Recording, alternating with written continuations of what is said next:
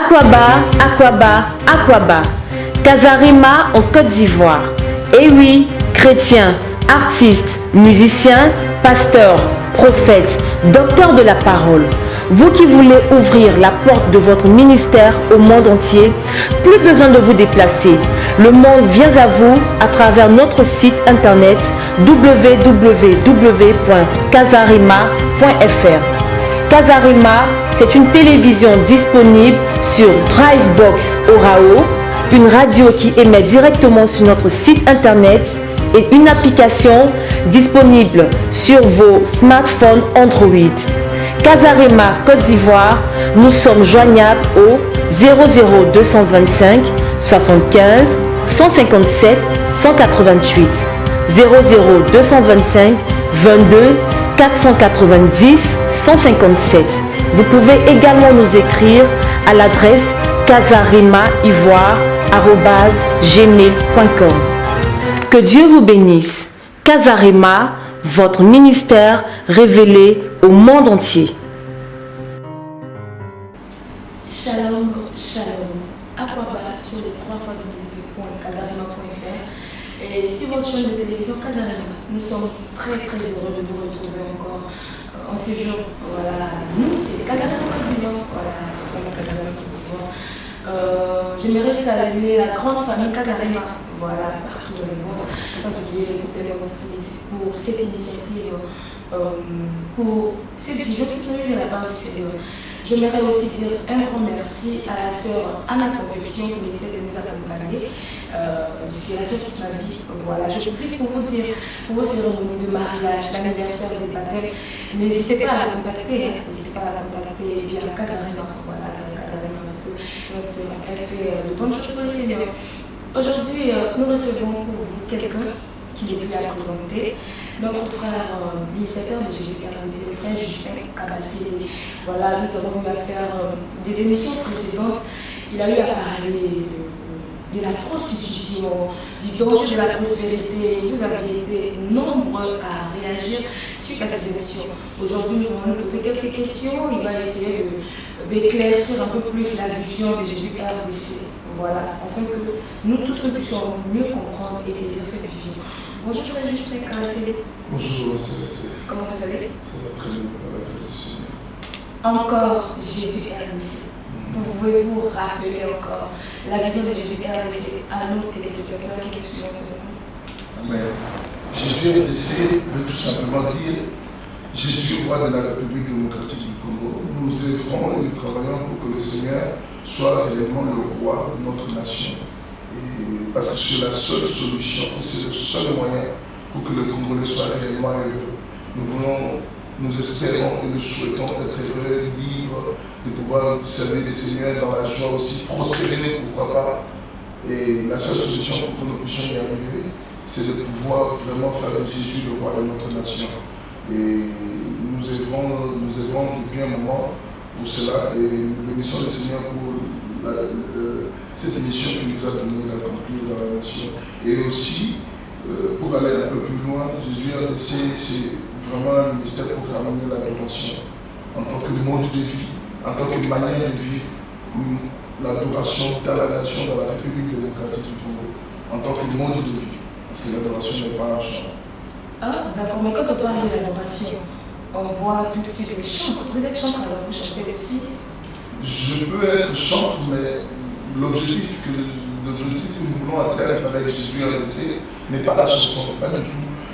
L'adoration veut dire se prosterner devant le roi. Se prosterner devant le roi veut dire reconnaître que c'est lui le roi, c'est lui notre Seigneur. Nous lui devons tout ce que nous avons, nous devons tout ce que nous avons, tout ce que nous possédons. Nous lui devons tout. Par rapport à sa nature, nous nous prosternons devant lui et nous l'adorons. Nous reconnaissons sa sainteté, nous reconnaissons sa royauté, nous reconnaissons son pouvoir sur nos vies et nous dépendons de ce roi. C'est lui qui domine, c'est lui qui règne. L'adoration est simplement reconnaître le roi. Et c'est ce que nous voulons ramener c'est ce que nous voulons par ce ministère, ramener dans la nation, dans la République démocratique. Mais les Congolais chantent tellement, il y a tellement de chants au Congo. Pensez-vous que les gens qui sont là-bas n'adorent pas vraiment le Seigneur ou bien ne ramènent pas vraiment le règne de Jésus-Christ en elle? C'est au Congo. Parce qu'il y a tellement de chantres au Congo. Encore une fois, ce n'est pas le fait d'avoir des chantres qui fait que nous sommes des adorateurs. Mais il y a des adorateurs au Congo quand même. Lorsque Jésus dit que voilà à la femme samaritaine, voilà les adorateurs que le Père cherche, il ne parlait pas de la chanson. Il parlait de quoi? Il parlait d'un monde de vie. Il ne parlait pas de la chanson, il parlait c'est-à-dire une vie d'adoration. Il dit les Samaritains et les autres adorent. Ils disent que c'est assez endroit que nous adorons, c'est assez sympa, mais ils ne savent pas qu'ils adorent. Mais ça vient des Juifs. Maintenant, lui, il vient avec une nouvelle manière d'adorer. Une nouvelle manière d'adorer, c'est-à-dire dans l'esprit et dans la vérité. C'est un monde de vivre dans l'esprit et vivre dans la vérité nous amène dans l'adoration. Aujourd'hui, c'est-à-dire qu'il y a beaucoup de gens qui font autre chose. Qu'est-ce qu'ils font? C'est qu'ils sont remplis du Saint-Esprit, mais ils vivent dans le faux. Quelqu'un peut être rempli du Saint-Esprit et vivre dans le faux. Bien entendu, si tu passes beaucoup de temps de qualité avec le Seigneur, lorsque tu sors de ces moments de qualité et que tu as en même temps, moi-même je l'ai vécu, je vois bien de quoi je parle, c'est-à-dire que tu peux, pour organiser un moment de prière, un moment d'évangélisation que tu es en train de préparer, tu passes une semaine de jeûne et de prière pour préparer ces temps. Tu es bien préparé spirituellement, mais tu finis, dès que tu finis ton jeûne de prière, dans ta vie de chaque jour, comment tu vis? Dans ta vie de chaque jour, pendant ce moment de jeûne de prière, tu peux vivre des miracles, tu peux faire des grandes choses, mais cela ne fait pas de nous des vrais adorateurs. Parce que là, c'est en esprit, mais dans la vérité, c'est un monde de vie aussi. C'est-à-dire qu'on doit vivre dans l'esprit et on doit vivre dans la vérité. Lorsque la Bible nous dit, voilà les adorateurs que le Père cherche, il dit, ils adoreront le Père en esprit et en vérité. La vérité, c'est comment on vit dans la vérité. L'adoration, c'est comment je vais aller un peu plus loin en disant ceci. On adore la vérité en marchant dans la vérité, chaque jour de sa vie, dans tout ce qu'on fait, dans un petit détail, ça ne fait pas de corruption, pas de papier, pas de faux détails. Mais c'est quoi la vérité? La vérité est simplement la vérité qui est Jésus-Christ. C'est-à-dire, je vais aller un peu plus loin encore. Jésus-Christ dit, je suis le chemin, la vérité et la vie. Et je le répète encore, c'est la seule personne depuis que le monde existe. Il n'y a pas Bouddha, il n'y a pas n'importe quelle religion, vous allez voir. Beaucoup de responsables religieux ont dit des choses, mais personne n'a eu le courage et l'audace de dire cette phrase: je suis le chemin, la vérité et la vie. Jésus est la seule personne qui est capable de dire: je suis le chemin, la vérité et la vie. Les autres disent: nous cherchons la vérité. Nous sommes en quête de la vérité. Les philosophes disent: ils cherchent la vérité. Les Grecs cherchent, ils sont tous à la recherche. Mais Jésus, il est la vérité, c'est-à-dire qu'il est lui-même cette vérité que les hommes doivent trouver. Lorsqu'on trouve Jésus, vivre dans la vérité, c'est aussi simple que ça. C'est vivre avec le Christ, être attaché à lui. Lui, il est décédé et nous sommes les servants, nous restons attachés à lui et nous marchons dans cette vérité, dans la pratique des choses. Dans la vie de chaque jour, ne pas faire de faux, ne pas se compromettre. Parce qu'aujourd'hui, la compromission est devenue le monde de vie. Je ne veux pas dire simplement de Congolais, parce que depuis un moment, on arrête de dire que je parle que de Congolais. Ah oui. Mais je parle de Congolais parce que le Seigneur a donné une vision sur les Congolais. Beaucoup de choses que je dis peuvent s'appliquer au monde entier. À tous les chrétiens parfois du monde entier. Mais moi, je m'adresse vraiment beaucoup aux Congolais parce que ma mission s'adresse aux Congolais. Et je dis encore, aujourd'hui, la compromission est entrée fortement dans l'église. Les gens vivent avec beaucoup de faux. Beaucoup de petits mensonges, de petites faussetés. Il y a longtemps que vous êtes sorti de la RDC. Qui donne ces informations? Est-ce que vous savez ce qui se passe à l'église, dans l'église congolaise actuellement? Actuellement, vous êtes en Côte d'Ivoire. Et puis vous dites qu'il y a des petits mensonges à l'église. C'est Dieu qui vous révèle, vous avez des informations sur l'église congolaise. Merci pour la question. Déjà, moi, je visite le Congo. Je visite le Congo. Et quand je visite mon pays, je vois la chose. Et puis, je vois aussi sur Internet, je vois beaucoup de choses qui se passent sur Internet. J'écoute les prédications. J'écoute régulièrement les prédications. Beaucoup de prédications de pasteurs congolais, beaucoup de prédications de mon pays. C'est vrai que j'écoute aussi les prédications d'ailleurs, mais j'en écoute beaucoup. Et lorsque j'écoute, je vois qu'est-ce qui est plus important dans l'église au Congo. Et c'est ça qui me pousse à parler de certaines choses. Parfois, le message de transformation de vie est très souvent mis en arrière. Pourquoi alors? Mais je ne sais pas, l'église devait être un centre de transformation de vie. L'église ne devait pas être un centre de transformation de poche. Oui, un centre de bénédiction, mais l'église devrait être un centre où lorsqu'on parle, on a l'objectif, on comprend clairement que Dieu veut que je puisse changer, parce que Dieu n'utilise que les personnes qui changent. Mais quand tu changes, il y a la bénédiction de Dieu aussi. Parce que, bon, il y a certaines personnes, quand ils viennent à l'église, ils disent, bon, je vais devenir chrétien. Mais qu'est-ce que j'aurais? Pierre m'a posé la question. À un moment, il dit, attends, Jésus, on a tous les suivre. Dans Marc 10, Jésus a parlé, il a dit, oui, c'est vrai, vous allez recevoir dans ceci les maisons, les biens matériels, et aussi des persécutions, bien sûr. Mais c'est parce que, à un moment, tu ne peux pas suivre quelqu'un si tu n'as rien à recevoir de lui. Merci beaucoup pour votre intervention. Je comprends bien. Je comprends bien, c'est tellement humain, mais c'est pas très chrétien. Regardez, je vais vous expliquer ce que ça veut dire être chrétien. Être chrétien, ça veut dire avoir une relation conjugale, entre guillemets, avec le Christ. L'Église est l'épouse du Christ. Je ne sais pas s'il y a un homme sur cette terre, s'il y a un mari qui aimerait que sa femme puisse le suivre juste avec des intérêts, puisse le suivre parce qu'il voit bien, lui donne bien. Quand c'est les petites trucs de chien, ça se fait en dehors du mariage. Dans le mariage, une relation conjugale, une relation de mariage ne doit pas être définie ou basée sur les intérêts. C'est ça qu'on appelle les relations yakushina. Non mais attends, si la personne ne m'aime pas, la femme doit être rassurée que son homme l'aime et peut assurer sa vie. Mais vous êtes en train de parler de l'amour. Ah mais oui, attends, c'est ça l'intérêt. Si tu ne m'aimes pas, comment la femme va être soumise à son mari? Ok, c'est la condition. Je répète encore ce que j'ai dit dans la dernière émission, c'est ça, si vous vous rappelez de cela. J'ai parlé de la prostitution de l'Église. La prostitution de l'Église, je l'ai définie, je ne sais pas si je l'ai bien compris ou pas, mais la prostitution de l'Église est simplement quoi? C'est que les chrétiens s'approchent de Dieu. Je vais le dire autrement. J'ai une femme. Ma femme, elle m'attend dans la chérie, tu as combien d'argent pour me donner? Toutes les discussions que j'ai avec elle, concernent l'argent. Dites-moi, est-ce que j'aurais vraiment de l'amour pour cette femme? Ou bien je serais en train de réfléchir sur la relation physique que je peux avoir avec cette femme? C'est-à-dire, pour moi, une femme qui est dans une relation avec toi, pas pour être une aide, pas pour t'aimer, pas pour vivre une relation d'amour avec toi, mais juste pour l'argent que tu peux posséder ou pour le bien que tu es capable de lui donner. Bien que ces choses fassent partie de votre mariage, ces choses ne sont pas importantes dans votre mariage. Ce n'est pas ça qui définit votre mariage. C'est pourquoi la Bible dit, cherchez premièrement le royaume de Dieu et la justice de Dieu et toute chose sera donnée par-dessus. C'est par rapport à cette relation. Cherchez d'abord le règne de Dieu, c'est-à-dire l'intimité avec Dieu, que le règne de Dieu grandisse. C'est alors que toutes ces choses nous seront données par-dessus.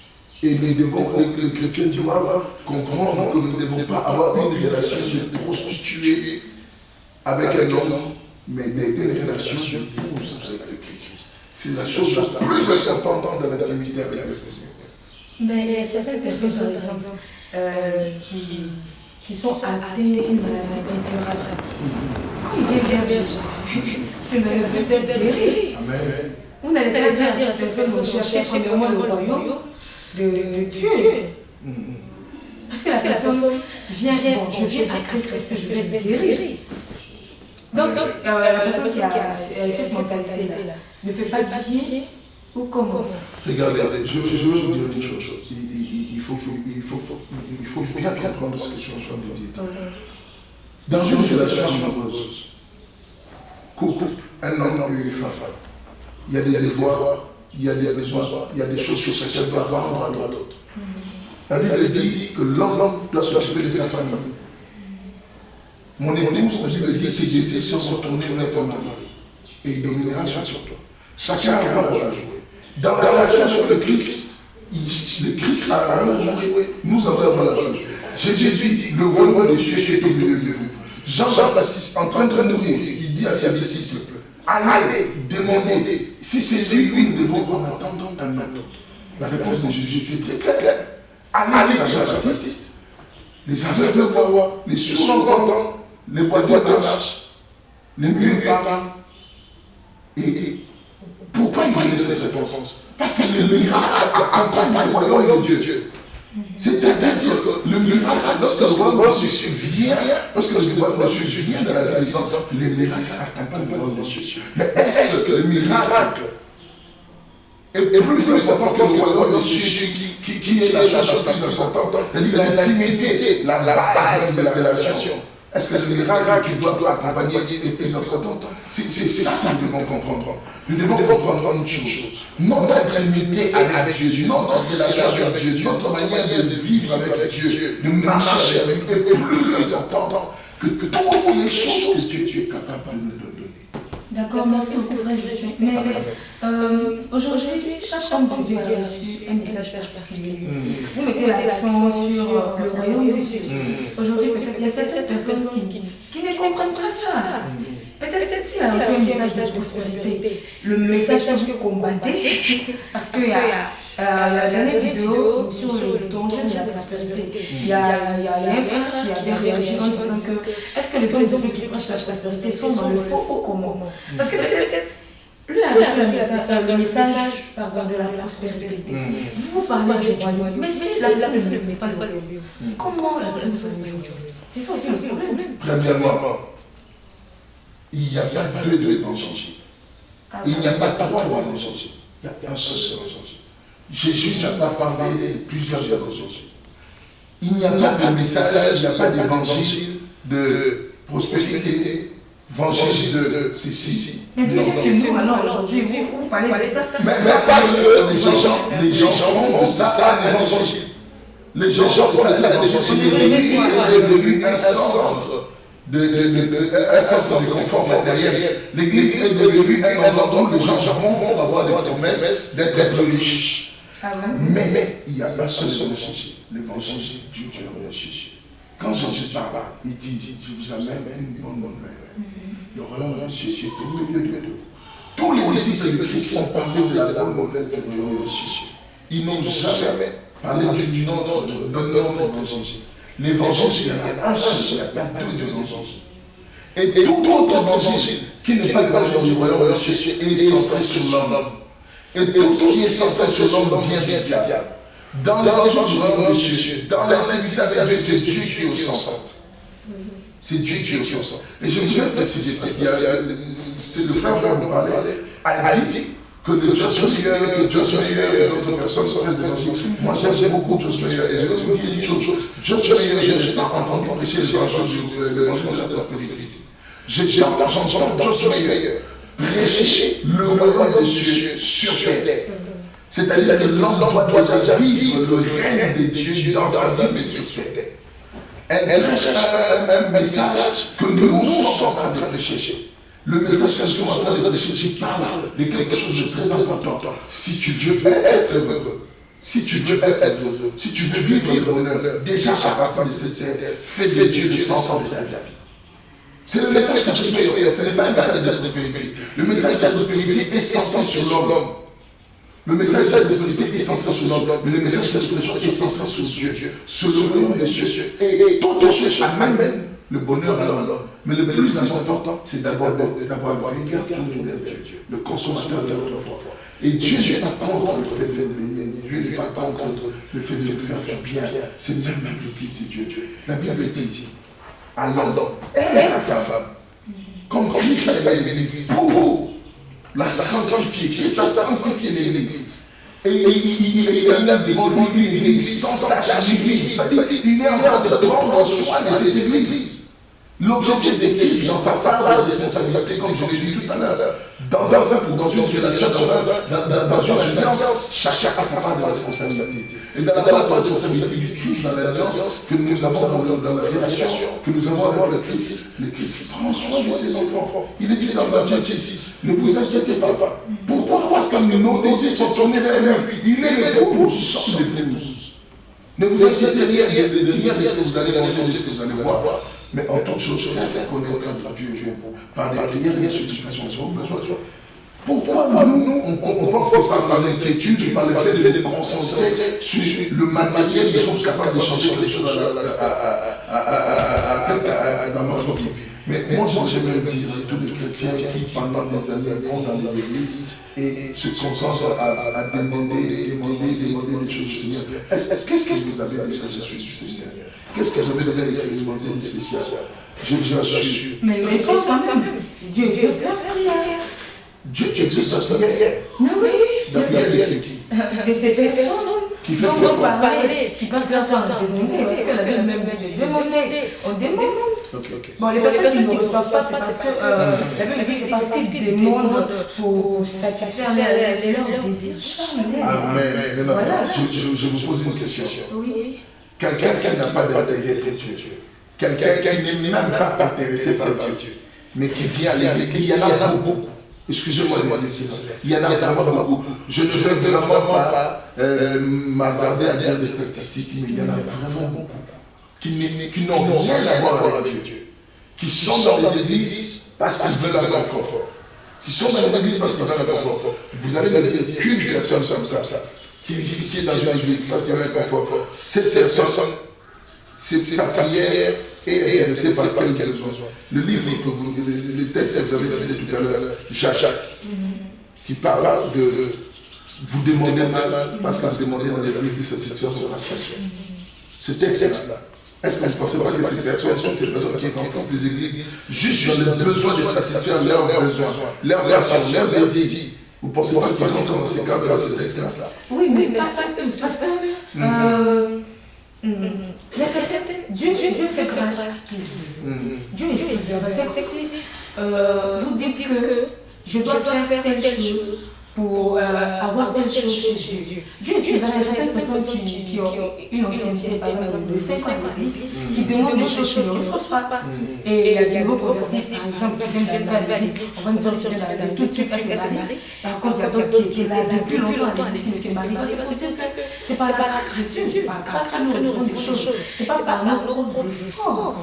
C'est-à-dire que si tu veux demander au Seigneur, sinon ça va monter. Sinon ça va monter. Déjà, il y a quelque chose qui est triste. Lorsque j'entends dans les églises, comme on l'a dit tout à l'heure, les gens parlaient du mariage, tel lien il s'est pas marié, tel autre là il s'est pas marié, tel vient déjà de ceci, tel autre n'a pas de ceci. Je trouve ça triste. C'est comme si nous définissons ces choses sur le demande de ces voix de l'église par la bénédiction matérielle. C'est ça le problème. Le fondement du problème est là. La chose la plus importante que nous recevons dans l'église, c'est d'abord une intimité avec Dieu. Si tu me dis que quelqu'un a réalisé la fait son intimité avec Dieu et à tel point j'ai dit au Seigneur, mais tu me dis quelqu'un qui vient à l'église, voilà, il a réalisé, il a fait il s'est marié. Comme si c'était quelque chose de il y a des gens qui sont dans le monde, qui sont dans le monde, qui se marient, ils n'ont pas besoin d'aller à l'église pour avoir une discussion. Aujourd'hui, par exemple, il y a certaines choses, c'est facile, c'est chrétien, surtout les chrétiens sont pauvres, les chrétiens souffrent, c'est toujours quelqu'un qui a des problèmes, qui ont des difficultés. Qu'est-ce qui se passe? C'est parce qu'ils ne sont pas bien enseignés? Ou c'est parce qu'ils ne cessent pas véritablement la parole de Dieu? C'est quoi le problème des chrétiens aujourd'hui en général et plus particulièrement des chrétiens congolais? Merci pour cette session. C'est exactement ça que Jésus a versé à 5 ans. La mission de Jésus a versé, c'est réellement de ramener les chrétiens à vivre la vraie foi chrétienne. La foi chrétienne n'est pas une foi moisonneuse. C'est pas quelque chose qui laisse les gens dans la misère. Ce n'est pas quelque chose qui va donner la richesse aux gens. C'est quelque chose, la foi chrétienne, c'est une intimité avec Dieu. Et cette activité avec Dieu, regardez. Vous savez, la Bible dit, l'apôtre Paul dit, nous ne combattons pas avec la chair. Mais notre combat, c'est pour renverser tous les raisons qui se lèvent contre la connaissance en Christ.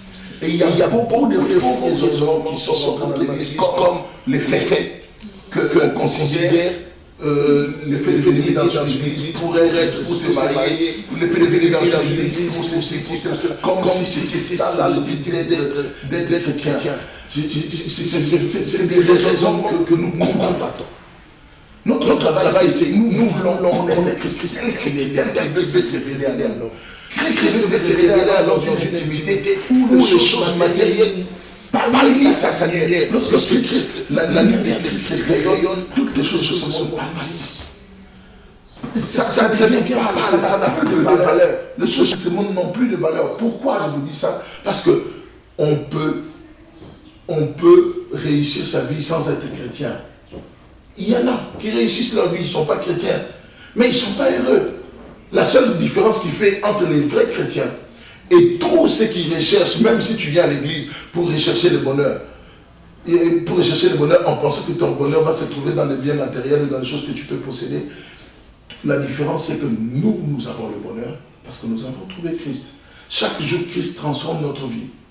Il transforme notre vie, il nous permet de devenir comme lui, de lui ressembler. Plus je deviens comme Christ, plus je le ressemble, plus les choses de ce monde n'ont plus de valeur à mes yeux, plus toutes les choses de ce monde deviennent des acquis pour moi. C'est un peu contradictoire, mais moi je m'intéresse à certaines choses, moi je me concentre sur certaines choses, plus ça devient des acquis pour moi. Ça devient des acquis, c'est des choses que Dieu donne à ses enfants. Mais il nous a déjà donné toutes ces choses. La Bible nous dit dans Philippiens, ou aussi dans Ephésiens, je ne sais pas si je me trompe, chapitre 4, elle nous dit, nous sommes bénis de toutes les bénédictions dans les lieux célestes. Nous sommes bénis de toutes les bénédictions dans les lieux célestes. Christ nous a déjà bénis. Et nous n'avons pas à nous battre pour certaines choses que nous possédons déjà dans l'esprit. On doit croiser les bras alors. Non, justement. Mais faire quoi? Faire sa part, travailler. Dans ce contrat que nous avons avec le Christ, lui, il pourvoit nos besoins, mais nous, ce que nous faisons dans notre contrat, il nous dit, tu mangeras la sueur de ton front. Et s'il n'y a pas de travail, aujourd'hui tout le monde parle de crise, ça ne va pas, pour trouver du travail c'est difficile. Et pire encore, il y a des chrétiens qui ont des entreprises et qui ont du mal à prendre leurs frères chrétiens pour travailler avec eux. Amen. Il n'y a plus d'amour aujourd'hui. J'ai béni le Seigneur pour cette question. Je vais dire juste simplement une chose, la volonté de Dieu. Il faut être dans la volonté de Dieu. La Bible dit, offrez vos corps comme un sacrifice vivant. Oui. Offrir d'abord son corps. Il y a des étapes. Si tu veux vivre la volonté de Dieu, tu offres ton corps comme un sacrifice vivant. C'est-à-dire vivre et dépendre du Christ. Et puis, changement d'intelligence, renouvellement de l'intelligence. Romains chapitre 12, on le connaît très bien.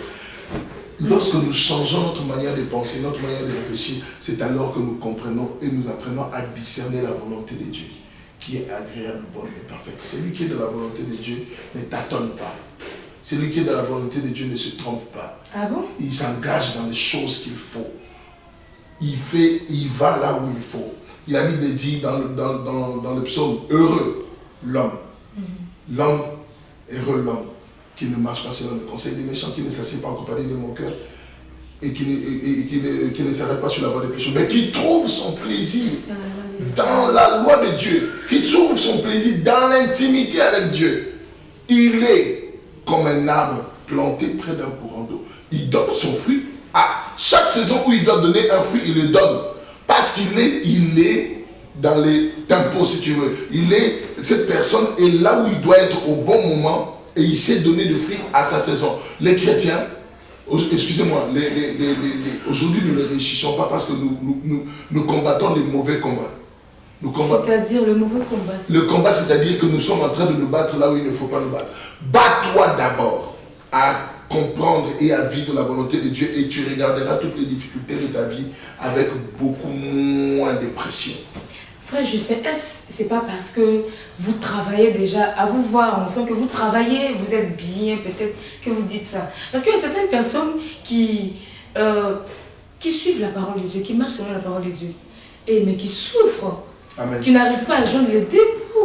Oui, On parle des épreuves. Je suis d'accord avec vous. Hein. Chacun, nous passons par des épreuves. Même aujourd'hui, je passe par des épreuves. Je ne peux pas dire que je suis arrivé, je ne veux pas dire que je suis comme Bill Gates ou bien quoi que ce soit. Mais les épreuves, j'apprends à regarder avec plus de distance les épreuves de ma vie qui concernent les finances. J'apprends.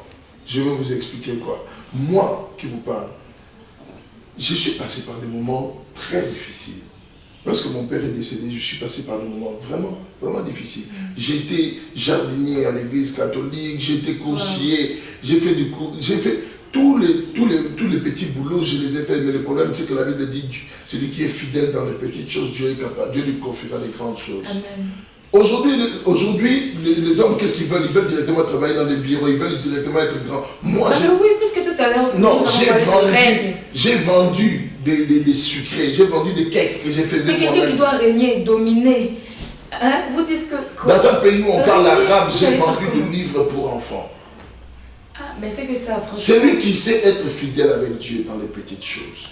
Un roi qui vend des livres, ou bien bon, c'est un peu compliqué. Parce que du moment où nous sommes appelés à dominer, à régner sur la terre. Kingdom now. Ouais, à régner sur la terre. Je me dis que, en principe, les chrétiens doivent avoir tout, c'est-à-dire tout l'argent, doivent être bien. Mais on règne, en même temps, on souffre. C'est un message très dangereux. Ah bon? Oui. Non, mais tout à l'heure, on a parlé de Joyce Meyer. Oui, vous avez dit qu'elle prêche, elle dit qu'on doit régner sur la terre, on doit vivre le royaume de Dieu d'abord sur la terre. Voilà, mais ça vous prêchez ça aussi. Excusez-moi, sœur Esther. Il y a une grande différence entre nous devons régner sur la terre et Christ doit régner en nous. Vous prêchez quoi alors? Je prêche Christ régnant dans nos vies et nous permettant d'être de Christ avec lui sur la terre. Quelqu'un te permet d'être de Christ sur la terre. Ça se passe comment? Expliquez-nous parce que... Il y a un grand danger. Oui. Tout message qui est centré sur l'homme est un problème. Jésus dit, il insiste, sans moi vous ne pouvez rien faire. Tout ce que je suis, toute la puissance, toute la gloire, au moment où je nie, même si ça arrive juste un peu que je commence à nier la force et la puissance et la place de Christ dans tout ce que je suis en train de faire, et puis je me lève, je dis, moi je suis, moi je domine, moi je fais. Lorsque le Christ ne trouve pas sa place, il y a un problème. Mais il y a un verset qui dit dans le psaume, oui. J'avais dit vous êtes des dieux, cependant vous mourrez comme des hommes. Oui. Si tu es un dieu, donc tu domines, c'est que le Christ a fait, tu domines. J'aimerais vous expliquer quelque chose. Christ en nous, l'espérance de la gloire. Amen. Sans Christ, nous ne sommes rien. Oui. Quand on dit vous êtes des dieux parce que vous avez Dieu. Oui, en nous. Parce que le Christ est en nous. Mais si on nous enlève ce Christ, nous ne sommes rien. Oui. Bon, maintenant, qui domine? C'est le Christ en nous. Amen. C'est ça. Et le danger, avec beaucoup de messages qu'on entend avec le Kingdom Now, où les gens ne comprennent pas très bien c'est quoi, c'est que les gens pensent que c'est eux qui dominent, c'est eux qui vont, c'est eux qui font, c'est eux qui... Non, c'est Christ qui fait tout en nous. Et nous sommes ouvriers avec le Christ. Mais sans lui, nous ne pouvons rien faire. Mais nous avons aussi notre part de responsabilité dans le travail. Notre part de responsabilité, c'est quoi? C'est de dire oui et d'avancer avec le Christ. Mais c'est un grand danger. C'est un grand danger que de penser que nous sommes quelque chose. Tout ce que nous avons et tout ce que nous possédons, nous l'avons de Christ. Nous l'avons de Christ et on ne doit pas perdre de vue que nous l'avons de Christ. À chaque fois que nous perdons de vue que nous l'avons de Christ, on se déroute complètement. D'accord. Aujourd'hui, qu'est-ce que vous pouvez conseiller aux hommes de Dieu congolais? Nous sommes au temps de la fin. Il y a des signes qui annoncent déjà l'avènement de Christ. Quel message doivent-ils prêcher? Parce que, comme je le disais tout à l'heure au début, il y a des gens qui ne maîtrisent pas ce message du royaume des cieux. Il y a des gens, par exemple, qui passent leur temps à prêcher, par exemple, la prospérité. Viens à Christ, tu vas te marier, tu auras telle ou telle chose. Et ça marche. Ils ont plein de fidèles dans leurs églises. Qu'est-ce qu'ils doivent faire? Parce que vous avez dit, le but, la vision de Jésus RDC, c'est de ramener le règne de Christ. Comment faire pour ramener le règne de Christ? Quel message faut-il prêcher? Merci, sœur Esther, pour cette question. Vous savez, le peuple congolais, en général, ou la majorité, on est malheureux, on n'est pas très heureux pour la plupart. Ah bon? Parce que nous, à cause de tout ce que nous venons de dire maintenant, quand vous me dites qu'il y a des pasteurs qui ne connaissent pas ce message, moi je dis, mais ils prêchent quoi? Parce que c'est le message de Jésus. Le message du Christ, c'est le royaume des cieux est au milieu de vous. Jésus est venu nous donner la vie éternelle. Et nous commençons la vie éternelle, nous la vivons déjà sur terre et après avec lui dans l'éternité. Jésus n'est pas venu pour quel message, sauf si on est avec le Christ ou on est avec Jésus, ou on n'est pas avec Jésus. Si on est avec le Christ, je ne vois pas d'autre message qu'on peut prêcher. On peut le dire sous plusieurs formes. Je vais vous expliquer. Le royaume des cieux.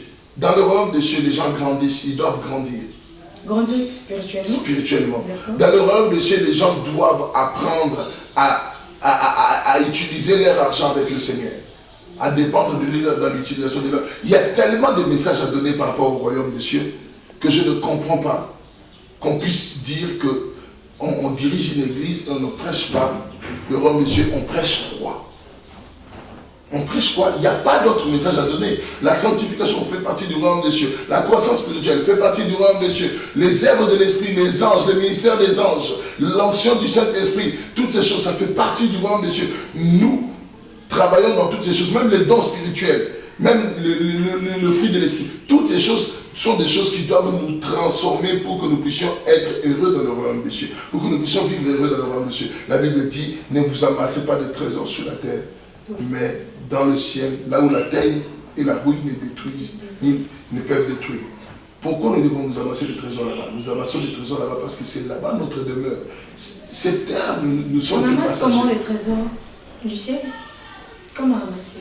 Comment ramasser des trésors dans le royaume des cieux? C'est œuvrer pour le royaume des cieux, faire grandir le royaume des cieux. Quand je prends mon argent, je pars, j'évangélise, je donne mon argent pour un ministère où les gens vont aller porte à porte pour que les gens soient sauvés, ou bien pour un événement où les gens seront sauvés, ou bien pour un événement où les gens vont grandir dans leur connaissance de la parole de Dieu. Les gens vont grandir dans leur intimité avec Jésus-Christ. Je suis en train de travailler pour le royaume des cieux.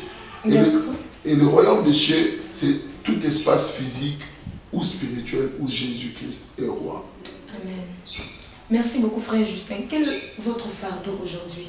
Je suis RDC et 10 depuis longtemps quand même. Depuis combien d'années déjà? Depuis 2 ans. 2 ans, oh, d'accord. 2 ans, c'est quand même beaucoup. Hein?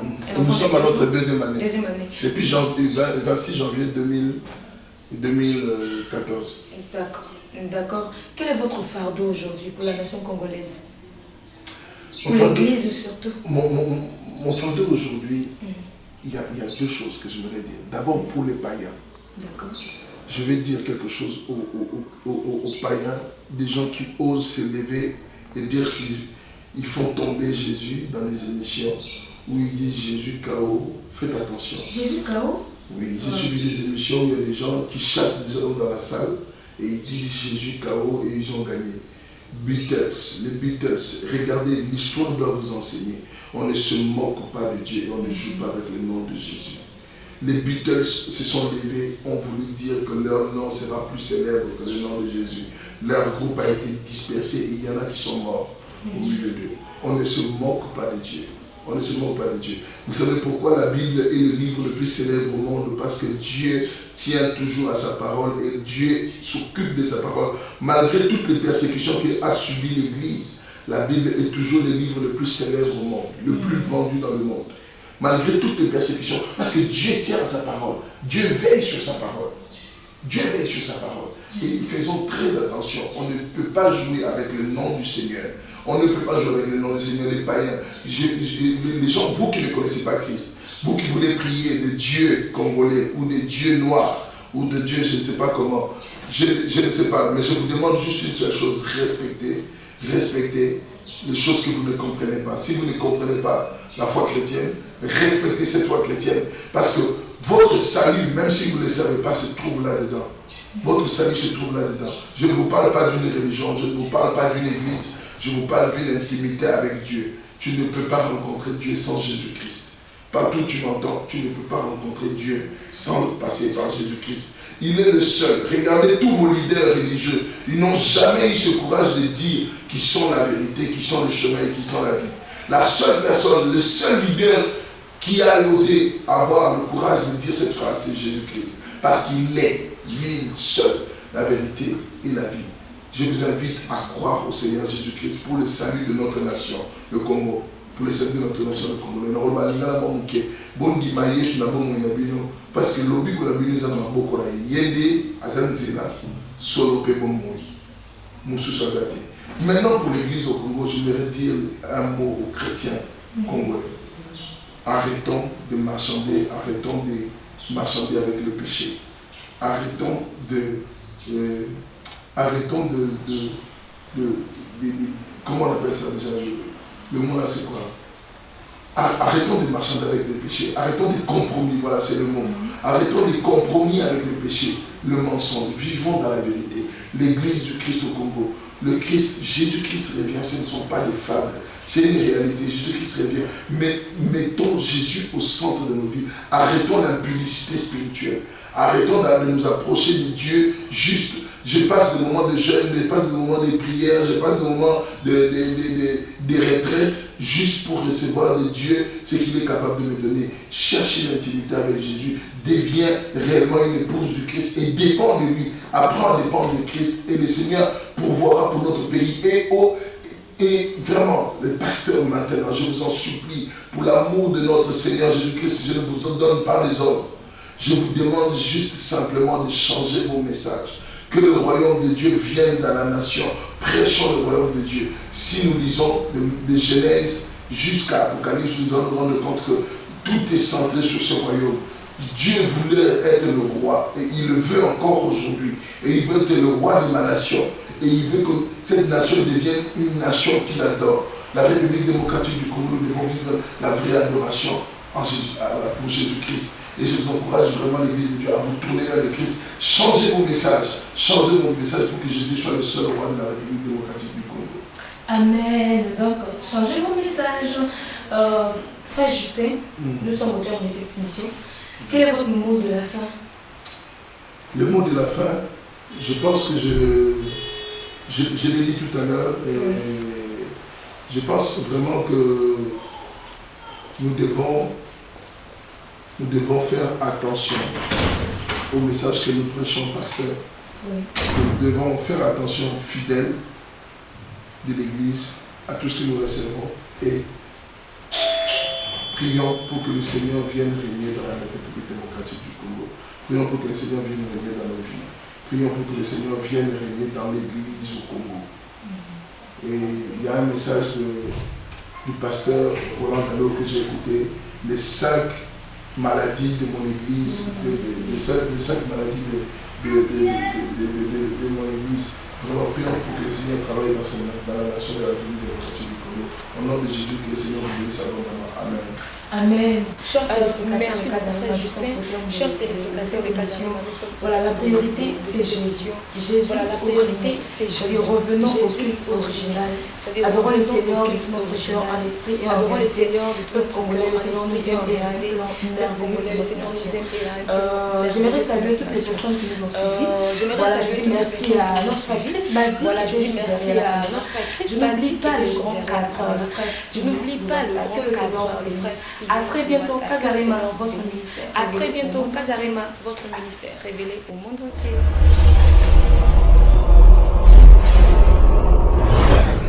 Aquaba, Aquaba, Aquaba. Kazarima en Côte d'Ivoire. Et oui, chrétiens, artistes, musiciens, pasteurs, prophètes, docteurs de la parole. Vous qui voulez ouvrir la porte de votre ministère au monde entier, plus besoin de vous déplacer. Le monde vient à vous à travers notre site internet www.kazarima.fr. Kazarima, c'est une télévision disponible sur Drivebox Orao, une radio qui émet directement sur notre site internet et une application disponible sur vos smartphones Android. Kazarima Côte d'Ivoire, nous sommes joignables au 00225 75 157 188 00 225 22 490 157. Vous pouvez également nous écrire à l'adresse casaremaivoire@gmail.com. Que Dieu vous bénisse. Casarema, votre ministère révélé au monde entier.